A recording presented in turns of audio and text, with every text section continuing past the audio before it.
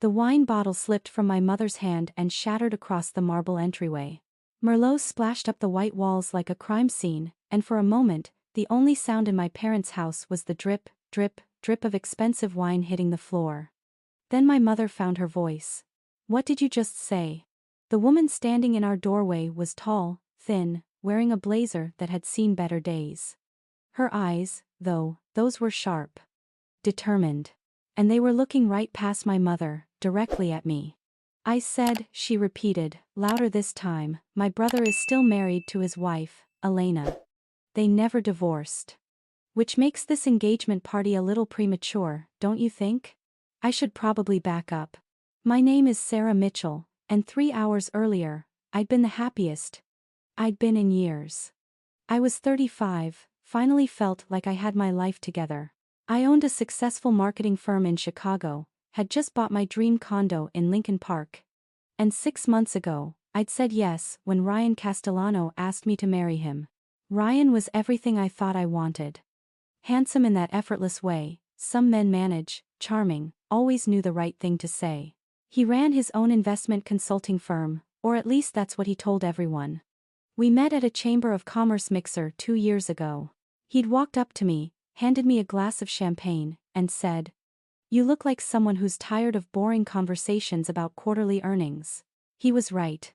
I was. We dated for 18 months before he proposed. Romantic dinner at Elena, got down on one knee with my grandmother's ring that my father had given him permission to reset. My dad loved Ryan. My mother loved Ryan. My best friend Jen, who'd been skeptical of every man I'd dated since college, actually approved of Ryan. "He's good for you," she'd said.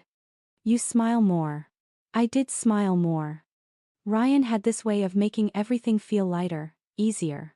When I was stressed about a difficult client or worried about cash flow, he'd pour me a glass of wine, rub my shoulders, and tell me everything would work out.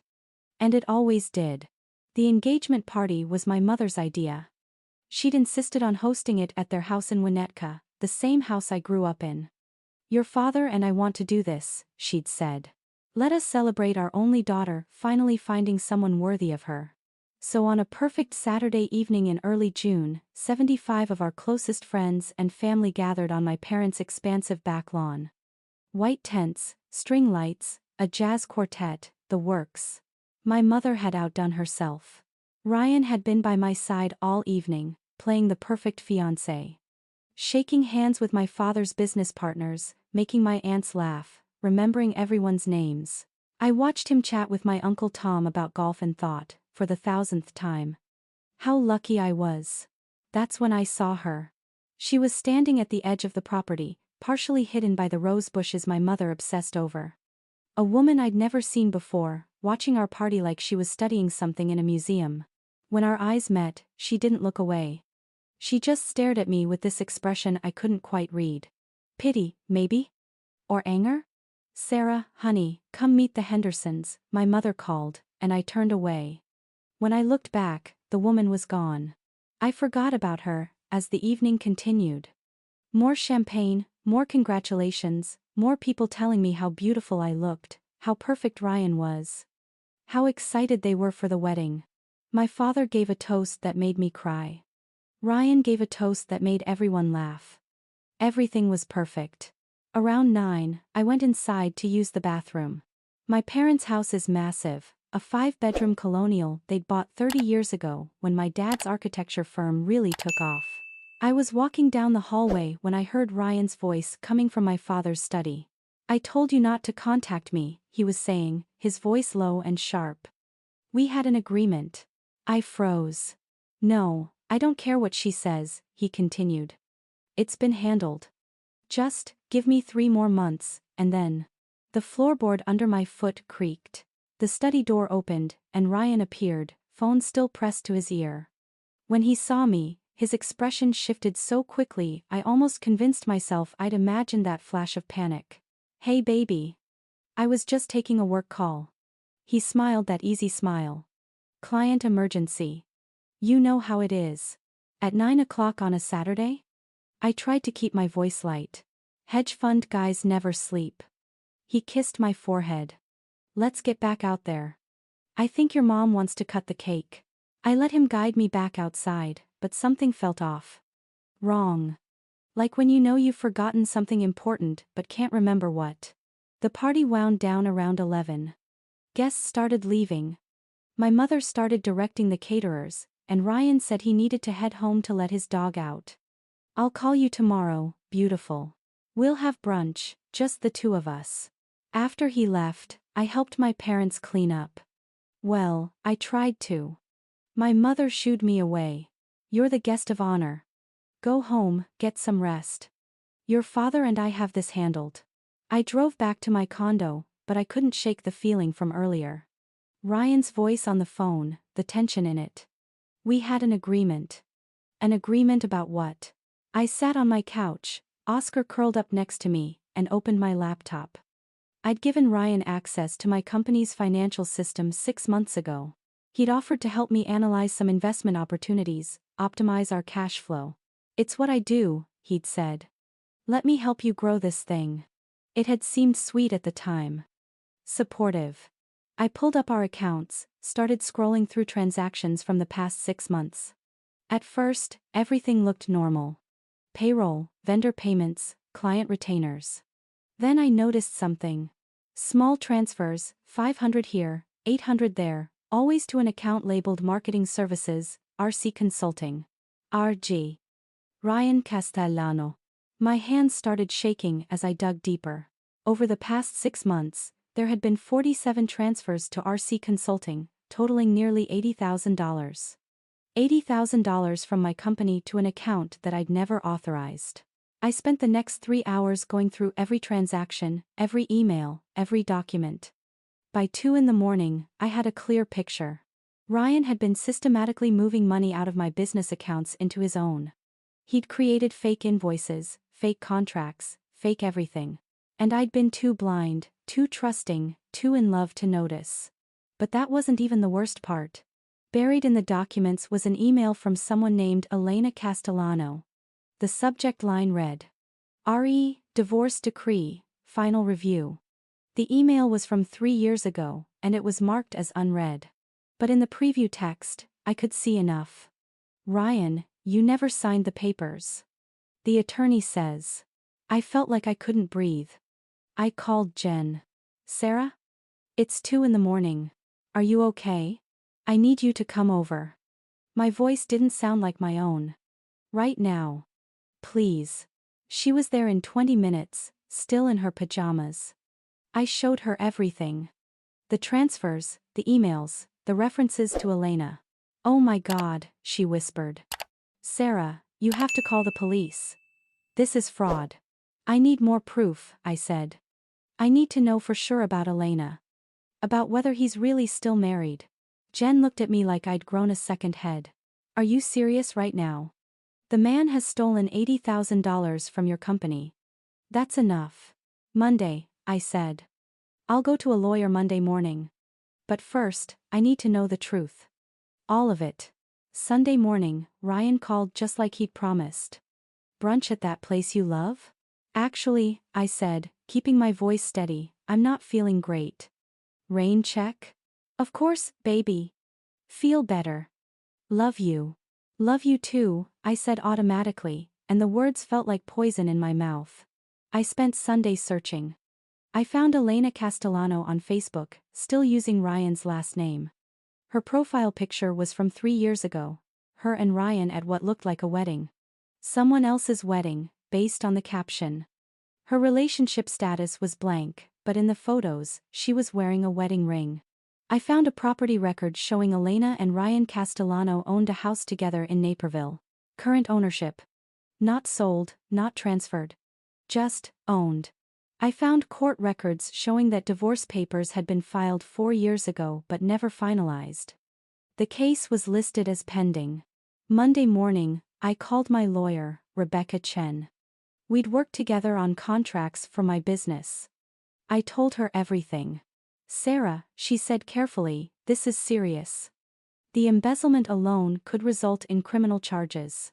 And if he's actually still married, your engagement is legally meaningless. Have you confronted him? Not yet. Don't. Not until we have everything documented. I'm going to have my investigator look into this. Give me 48 hours. Those 48 hours were the longest of my life.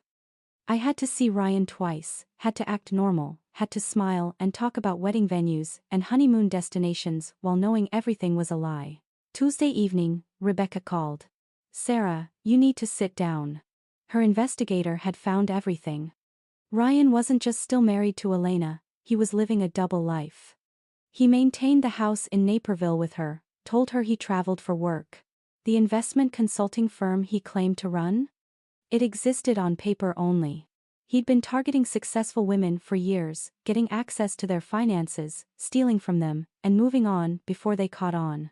Elena reported him to the police 2 years ago, Rebecca said. But then she dropped the charges. My investigator talked to her. She said Ryan convinced her he was sick, that he needed help, that he'd pay everything back. He never did. How many women? I asked. That we know of. 5. Including you. Total damages in the 6 figures. I thought I might throw up. There's more, Rebecca said. He's planning to leave the country. My investigator found flight records. He has tickets to Argentina for next Tuesday. One-way ticket. The day before our engagement party, I said slowly. That woman I saw watching from the bushes. Sarah? There was a woman at the party. I didn't recognize her. She was just watching. Wednesday morning, I got a Facebook message from someone named Michelle Castellano. I'm Ryan's sister. We need to talk. It's urgent. We met at a coffee shop in the Loop. Michelle looked like the woman from the party, only more tired, more worn down.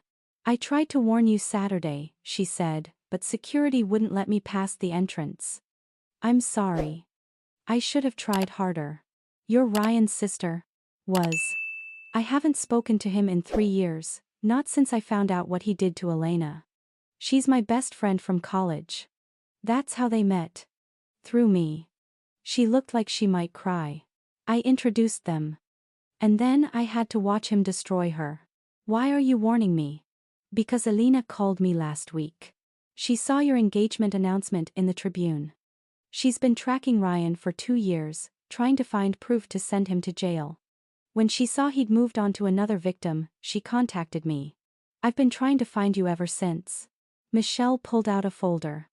Inside were documents, photos, a timeline of Ryan's patterns. 5 women over 8 years, each one successful, each one financially independent, each one left broke and broken. Elena wants to press charges, Michelle said. Real charges this time, with evidence that will stick. But we need your help. We need your testimony, your financial records, everything you have. I looked at the folder, at the faces of the other women Ryan had done this to, and I made a decision. My parents are supposed to host another engagement party this weekend, I said. A bigger one.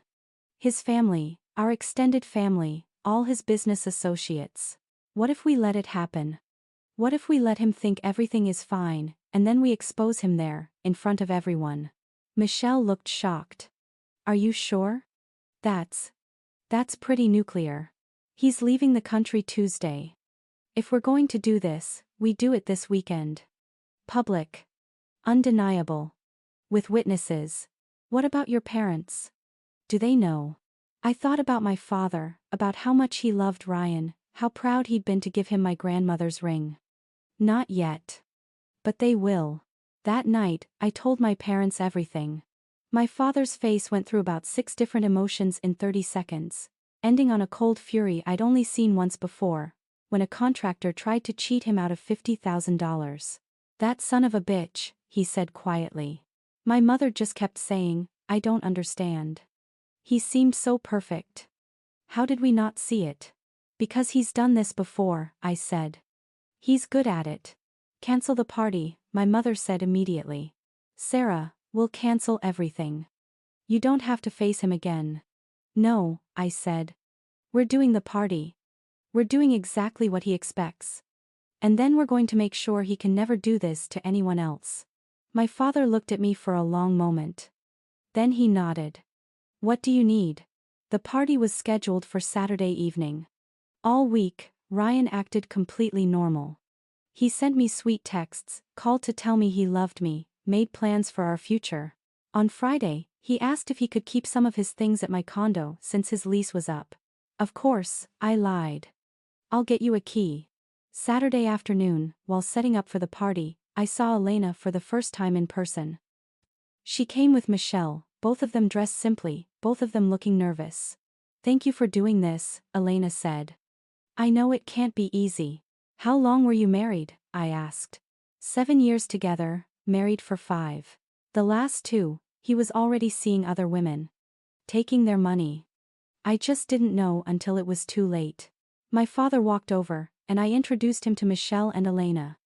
He shook their hands, his jaw tight. "My daughter tells me you've been tracking this man for 2 years, he said to Elena. "Yes, sir. And that you're willing to testify?" "I am. I should have done it sooner. I was ashamed. I felt stupid." "You're not stupid," my father said firmly. "He's a predator. You're a survivor. There's a difference." At 6, guests started arriving. Ryan showed up at 6:30, looking perfect in a navy suit, carrying flowers for my mother. He kissed me on the cheek, whispered, "You look beautiful," and went to shake my father's hand. My father shook it, but I saw the muscle jump in his jaw. The party was bigger than the first one. Nearly 150 people, including Ryan's supposed business partners, his family members, people from his country club. My mother had gone all out again. She was good at that, making everything look perfect on the surface. Ryan worked the room like a politician, all charm and confidence. I watched him tell a story to a group of my father's friends, watched them laugh, watched them clap him on the back. I wondered how many times he'd done this before, how many parties he'd attended while planning his escape. At 7:30, my father called for everyone's attention. He stood on the small stage the jazz band had been using, microphone in hand. "Thank you all for coming," he said. "Patricia and I are so grateful to have you here to celebrate Sarah and Ryan's engagement. As Sarah's father, I've watched her grow into an incredible woman. Smart, talented, compassionate. She built a successful business from nothing, and I couldn't be prouder." People applauded. I stood next to Ryan, his hand on my lower back, and I felt sick. "Sarah, would you come up here, honey?" I walked up to the stage. My father handed me the microphone. "Thank you all for being here," I said. My voice was steady. I'd practiced this. It means so much to have the people we love gathered together. Because that's what makes these moments special, right? Being surrounded by people who truly care about us, who want what's best for us. Ryan was smiling at me from the crowd, that easy, confident smile. "I've learned something important over the past week," I continued. "I've learned that the people who truly love you will tell you the truth, even when it's hard. Even when it hurts. Because keeping silent, letting lies continue, that's not love. That's cowardice." The smile on Ryan's face flickered slightly. "So I want to introduce you all to someone who was brave enough to tell me the truth." I gestured to the side of the stage. "This is Michelle. She's Ryan's sister." Michelle walked up, and I saw Ryan's face go white. Actually white, like all the blood had drained out of it. "And this," I continued, as Elena joined us on the stage, "is Elena. Ryan's wife." The crowd went silent. Absolute? Dead silence. Ryan recovered quickly, though. I had to give him that. He laughed, held up his hands. "Sarah, what is this? Some kind of joke? Is it a joke that you're still legally married to Elena?" I asked. "Is it a joke that you've been living in Naperville with her while telling me you lived alone? Is it a joke that you've embezzled $80,000 from my company over the past 6 months? That's insane," Ryan said.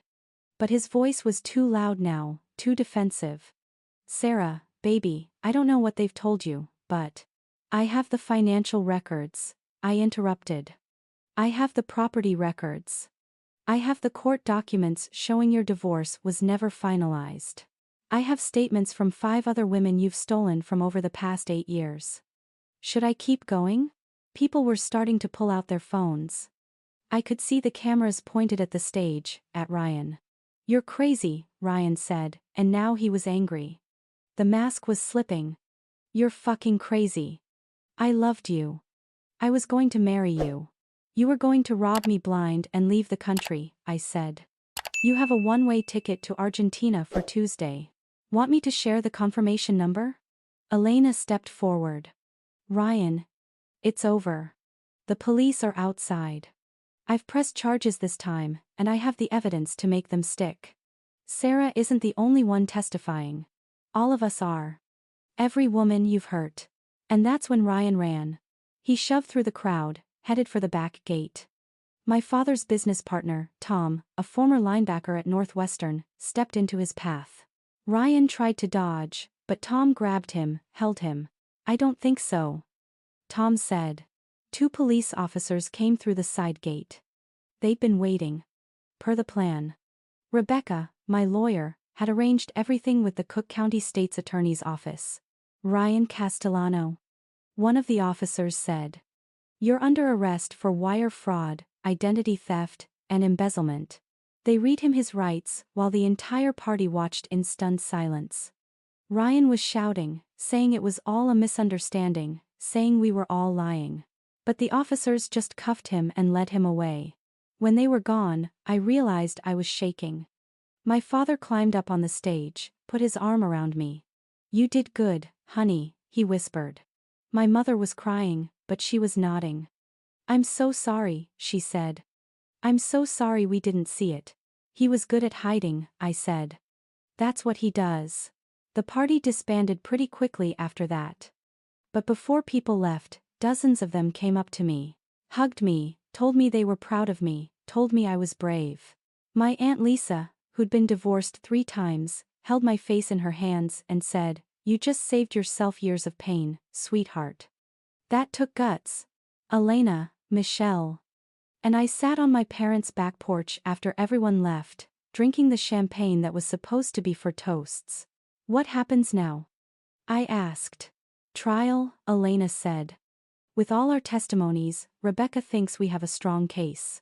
He's looking at 10 to 15 years, plus restitution. Will you get your money back? She laughed, but it was bitter. Some of it, maybe. Probably not all. But honestly? I don't even care anymore. I just want to make sure he can't do this to anyone else. Michelle squeezed my hand. Thank you for letting us do this. I know it cost you. He cost me, I corrected. $80,000, 6 months of my life, and my trust in my own judgment. But at least now, he can't cost anyone else. The legal process took months. Ryan tried to claim I'd authorized all the transfers, that we'd been business partners, that I was just a vindictive ex-fiancé. But the evidence was overwhelming. The fake contracts, the forged signatures, the paper trail of 5 other victims. The trial was in November. I testified for 3 hours, walked the jury through every document, every transaction, every lie. Elena testified. The other women testified. Ryan's own emails, retrieved by forensic accountants, proved everything. The jury deliberated for 4 hours. Guilty on all counts. The judge sentenced him to 12 years in federal prison, and ordered him to pay full restitution to all 6 victims. I got my $80,000 back, plus damages. Elena got her money back too. It's been 8 months since the engagement party. My business is thriving. Turns out I'm pretty good at running it without someone stealing from me. I hired a financial manager, someone Rebecca vetted thoroughly, and we've actually expanded. I went to therapy. A lot of therapy. Worked through the shame, the embarrassment, the feeling that I should have known. My therapist, Dr. Barnes, told me something that stuck with me. Con artists are successful because they're good at what they do. You weren't stupid. You were human. My father and I are closer than ever.